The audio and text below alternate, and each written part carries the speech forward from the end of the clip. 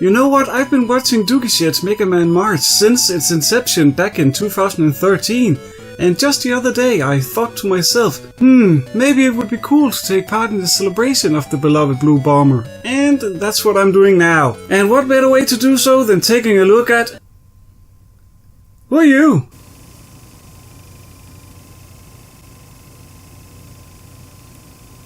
No, there's nothing I can say about that. Get out!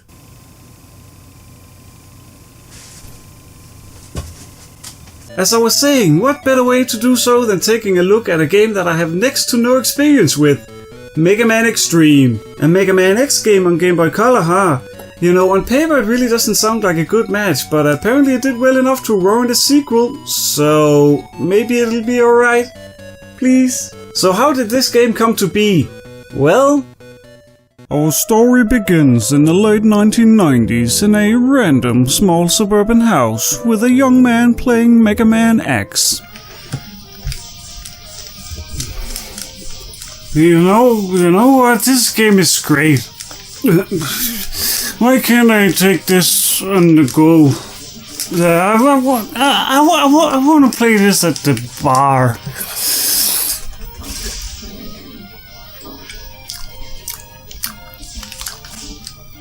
What? On that faithful day, a certain Capcom employee was out doing his daily window spying when he overheard that young man and thought to himself, yeah! And thus Mega Man Xtreme was released on Game Boy Color on October 20th, 2000 in Japan and on January 10th, 2001 in the US. My experience with this game doesn't really extend further than trying out the cartridge to see if it worked when I bought it back in 2008, so I'm actually really looking forward to this. So... let's get on with it. The game starts off with a cutscene telling us all the stuff we already know about Mega Man X. How X was found, what Mavericks are, how Zero was found. Oh, I'm sorry, Zero! It goes on explaining that X and Zero ruined Sigma's plans and restored peace, yada yada yada, however. Title screen. Listen to that 8-bit rendition of the Mega Man X title theme.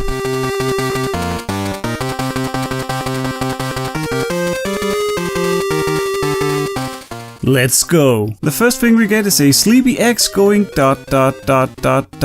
and not knowing where he is. Hey X, just a thought. Try opening your eyes. It might help. Where am I now? And then we get thrown into the intro stage from Mega Man X. Oh my, look at that sprite. Okay, look at his face for a moment. At first glance, I'd say that this looks like his mouth, this his eye, this his nose, and this, maybe his ear? But then this pixel blinks, so I don't know. Other than that, his animations look pretty smooth for a Game Boy title. Oh, and you can dash from the get-go? Cool. He even has this little weird yet cool stopping animation. Dashing was one of my initial concerns because, well, only 2 buttons. But you can double tap left or right to dash, just like in the originals, and it works just fine. A new way to dash has been introduced as well, by pressing down and jump like you would to slide in the old NES titles. But this is more awkward than anything else, not to mention it makes performing a dash jump impossible.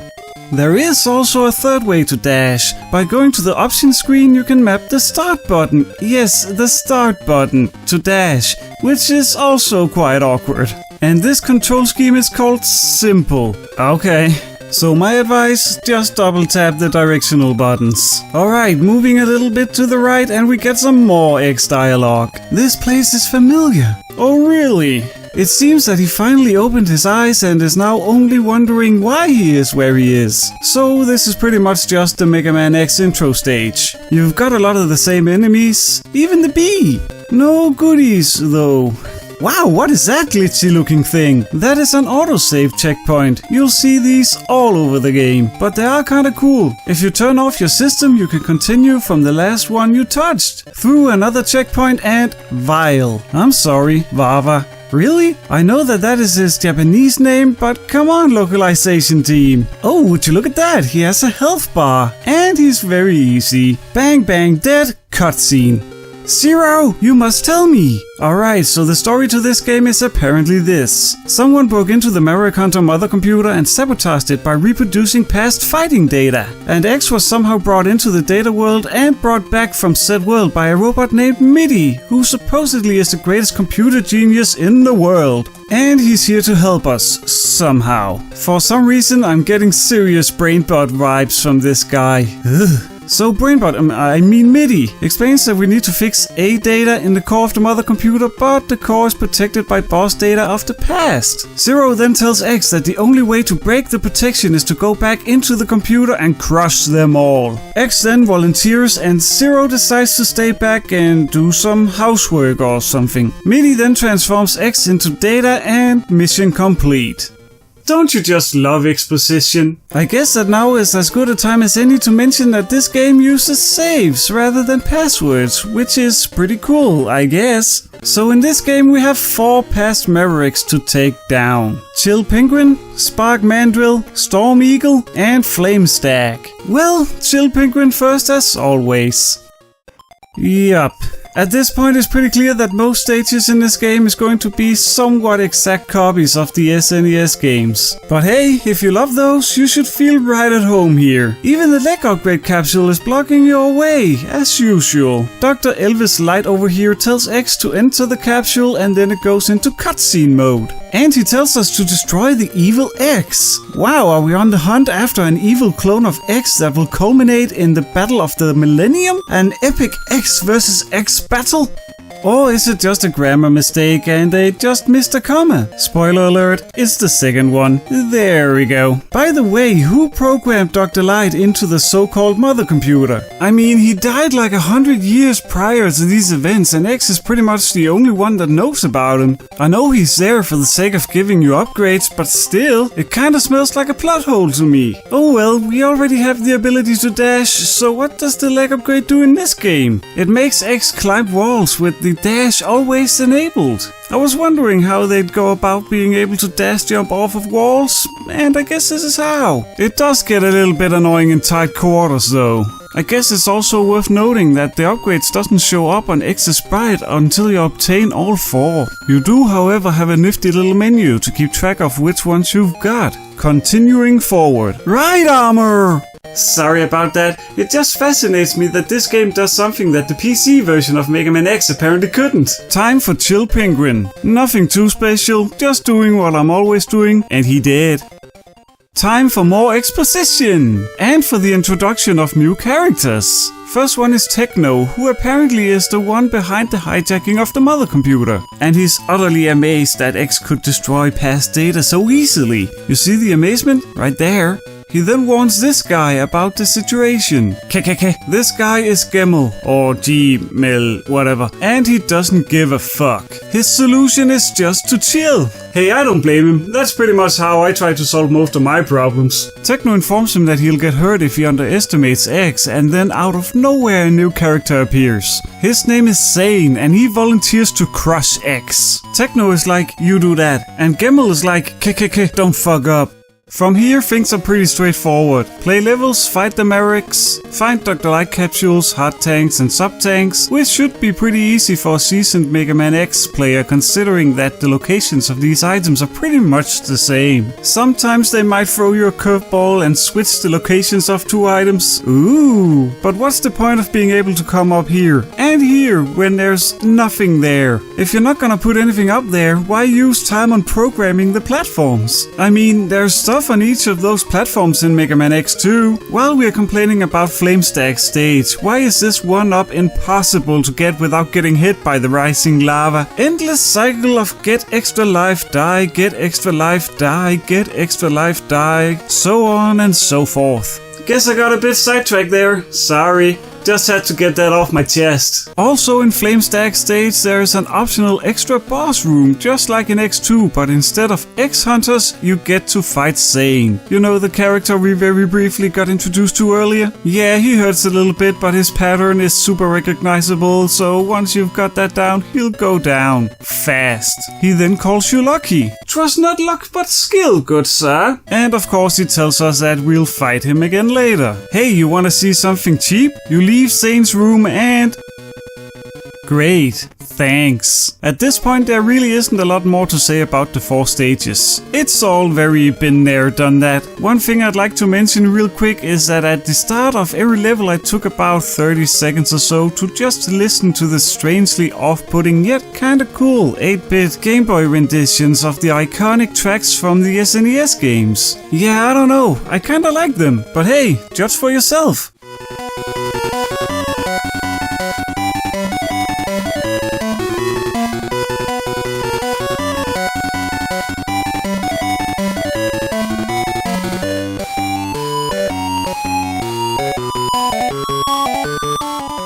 Once all 4 Mavericks are defeated, we are treated to yet another cutscene. And this time Dr. Kane shows up, basically just to tell us that we've defeated the Mavericks. Riveting stuff. Time for X to go to the core of the mother computer. Alright, the first Sigma stage from X1. Time for more familiar stages, I guess. Oh, is it time to fight Vile again? No, of course not, silly. He died, remember?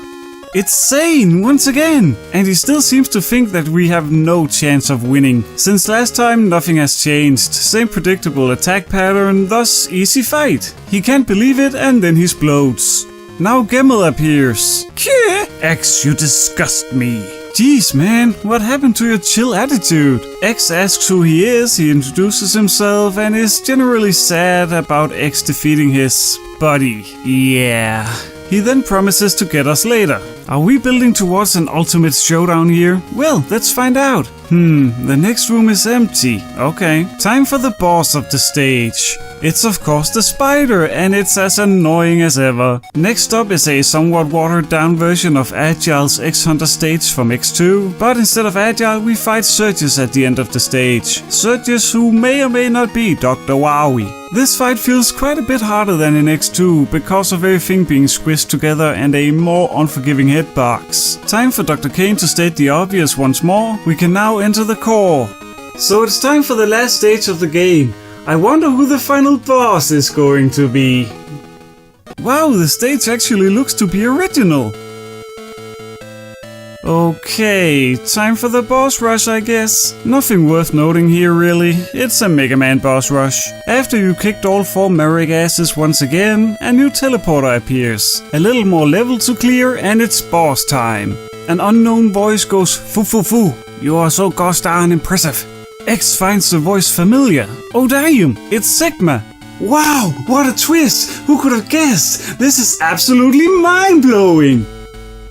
Anyway, turns out that Sigma was behind everything. Shocker. Time to face him, and if you know how to fight him in Mega Man X, then you know how to fight him here. Once defeated, he calls X a tiny bug, alright, laughs and then explodes. Cutscene. Techno is like, oh no, can anyone stop him? Gamel responds, fuck it, I'ma skedaddle. Bye, see ya. For real, he says that with this type of situation, he just runs away. Damn, this guy is so relatable it hurts. And then he implodes on himself, leaving Techno to fend for himself. Cut to Dr. Kane, who tells X that they've found Sigma's hiding spot and that apparently Sigma hasn't been working alone. Meaty then seems like he wants to confess something but gets cold feet. Oh well, back to the action.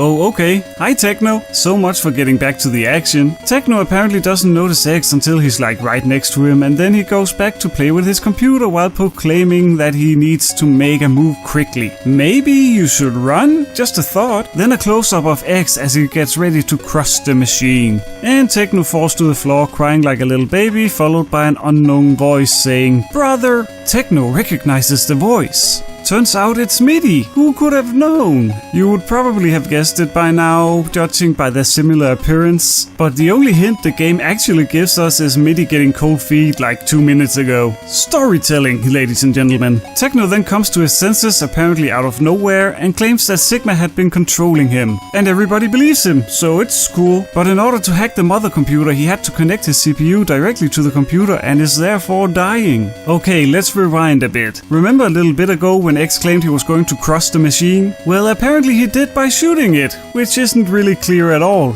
So that's why Techno fell to the floor and why he is dying now. Techno says that Sigma took advantage of his heart and made him work for him. Pimp Daddy Sigma and his hoe Techno. Techno then dies in Middy's arms. But then it turns out that Middy and Techno were twin brothers and therefore share the same CPU, however that works. And now Middy is also dying. Middy tells X to defeat Sigma and X promises to come back for Middy. Time for the final boss fight. So it's pretty much just Sigma's final form from X1, but yet I still died because I'm way too damn stubborn to use sub-tanks. And guess how far back that sends you? All the fucking way back to the boss rush. Yup, not a lot of Mega Man games will send you back 20 minutes for dying, but Mega Man Xtreme doesn't fuck around. So for a second time, beat all 4 Mavericks, defeat Sigma's first form, sit through a lot of exposition, and it's time for a rematch. Sigma's final form actually isn't too hard. Just stand on the floaty claw thingy and shoot charged shots at him. Chances are that you won't get hurt too much. Once defeated, Sigma laughs like a little girl. And announces his retreat, but apparently he got shot enough in the head to get a little brain damage, because grammar is thrown right out the window. Don't think that this is end. Cool? X then returns to Middy, who dies right after thanking X for helping Techno recover his senses, even though X actually killed both Techno and Middy by shooting the computer, but I guess that's a good. X returns to Maverick Hunter HQ and is met by Zero, who asks about Middy. X closes his eyes once more. He's obviously sleepy after such a long day in cyberspace. He tells Zero that he couldn't save Middy, and Zero ensures X that it wasn't his fault. You know what? I beg to differ. Oh well, as they say, history is written by the victors, right? X and Zero continues talking about Middy's sacrifice for far too long. Yeah, I couldn't have said it better myself. And then we get some text to end off the adventure. Thanks to X and Zero's work. What did Zero do exactly? X is still uneasy because of Sigma's inability to grammar, and he promises to himself to never let evil win. Credits. So that's Mega Man Xtreme. Overall, it's pretty... What's this? A tip from Middy? Congratulations, you have cleared this game. Let me give you a tip as a reward for your efforts. Hard mode is now available. New stages and bosses are waiting for you to challenge. Okay, first of all, weren't you supposed to be dead? Second, well, I guess that I'm not done yet. And I can even start with all my upgrades. Time for round 2, I guess. And it actually turns out that hard mode is a continuation to the story, but it is still pretty much the same, so I'm not gonna go too in depth. Let's go. X is sleepy again. Intro stage, the exact same as before. Cutscene. Turns out that the mother computer has been hacked once again. This time Zero transforms X into Data, you know, because Middy is all of the dead. 4 new Mavericks await. Well, not new, but new to this game. Wheel Gator, Morph Moth, Armored Armadillo, and Magna Centipede. Quite X2 heavy this time. And all of the stages are what you would expect. Copies of their SNES counterparts. Beat a Maverick and it's time for a cutscene starring your boy, Gemel. He calls X disgusting once more and asks how he could beat him last time. Well, might have something to do with you bailing and not actually fighting X. And perhaps he borrowed money from X since he is going to pay him back? I don't know. Gemel is going to mess up the mother computer's data. And apparently his brain got scrambled a little bit as well when he imploded earlier, as he also forgot how to speak proper sentences. I hope have fun fixing my mess, X. Yeah. Anyway, defeat all Mavericks and it's again time for Dr. Kane to tell us that we've beaten them all. Before heading into the final stages, I guess it's worth noting that in each of the Maverick stages there's also new Dr. Light capsules. But this time they don't give you the traditional upgrades. They give something called Zero Scramble programs, which summon Zero to help for an attack. Well, I guess that it's better than him just sitting around doing nothing, but it just raises even more questions. Not only about who programmed Dr. Light into the mother computer, but Zero as well. It doesn't really get explained. Also, the way Dr. Light refers to Zero is kinda off-putting, calling him things like X's best partner, best friend, and also best friend and fellow soldier. Yeah, I don't know, it kind of feels like Dr. Light is trying to get some kind of message across. Anyway, the 4 Zero Scramble programs are called Dash, Rising, Earth Geyser, and Final. They are cool little attacks, but I didn't really get a lot of use out of them. It takes too long to get to them in the menu, they break the flow of the game, and they are just not that effective. Time for the final stages. And it's the same stages as before, except this room is empty this time. Oh my, it's Gamel! I should probably have mentioned that you can fight him in an optional boss room as you could with Zane, this time in Wheel Gator stage. In that fight he was quite the pushover, with a predictable pattern. And in this fight it seems to be more of the same, until he has been brought down to half health. He brings out the magic carpet and starts to truck you, becoming much harder to avoid. But with the help of some speed burner, he's quickly taken care of.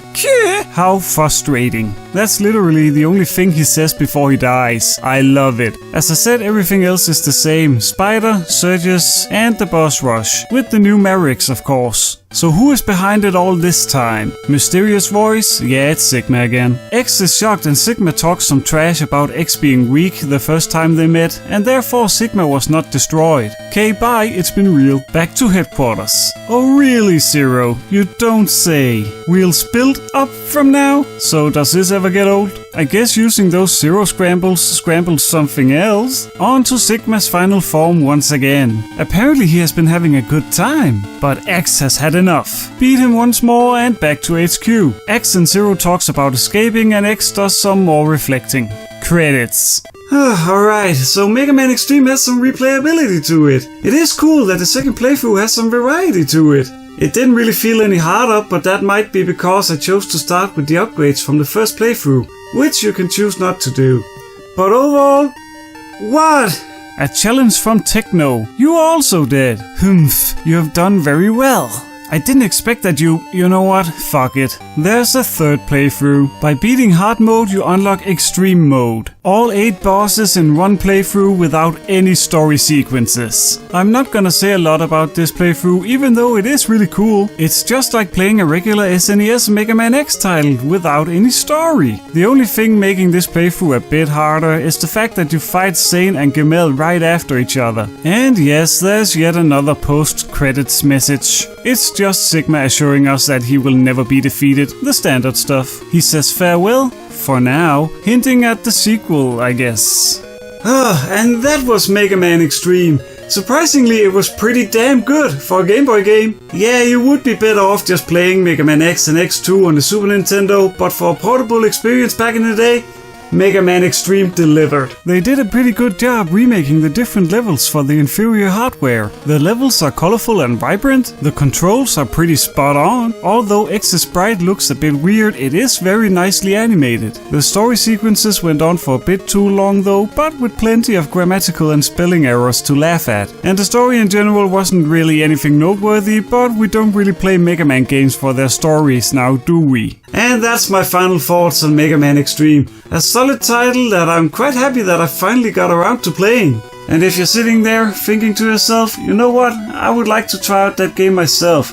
Well, I'll leave off with some tips and tricks for ya. Spark Mandrill isn't suffering from that much Spark Mandrill syndrome in this one, so watch out for that. Electric Spark isn't really that effective against Armored Armadillo, only because it's stupidly hard to hit him with it. Just fire lemons at him. Since this is a mashup of X1 and X2, wouldn't it be fitting if you could acquire both the Hadouken and the Shoryuken? Well, you can. Just go to the same place you would to get the Shoryuken in X2. But since you don't have enemies to freeze in this one, you have to guide this platform all the way to the ladder, which is easier said than done because it needs a shit ton of space to clear obstacles. I mean, look at this shit. After getting up there, it's just going for it. Just be sure to have all 4 body upgrades. Nothing else required. The way to execute the moves are different, however. Charge all the way up and hold the down button while releasing the shoot button for the Hadouken, and do the same thing but with the up button for the Shoryuken. They are a bit disappointing though, as they pale in comparison to their SNES counterparts' power. And one last one. 2 words. Rolling Shield.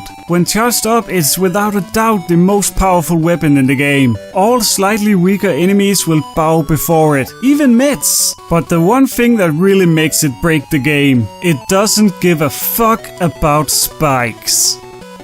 Why use platforms when you have Rolling Shield? Why use other weapons to get items when you have Rolling Shield? Fuck spikes.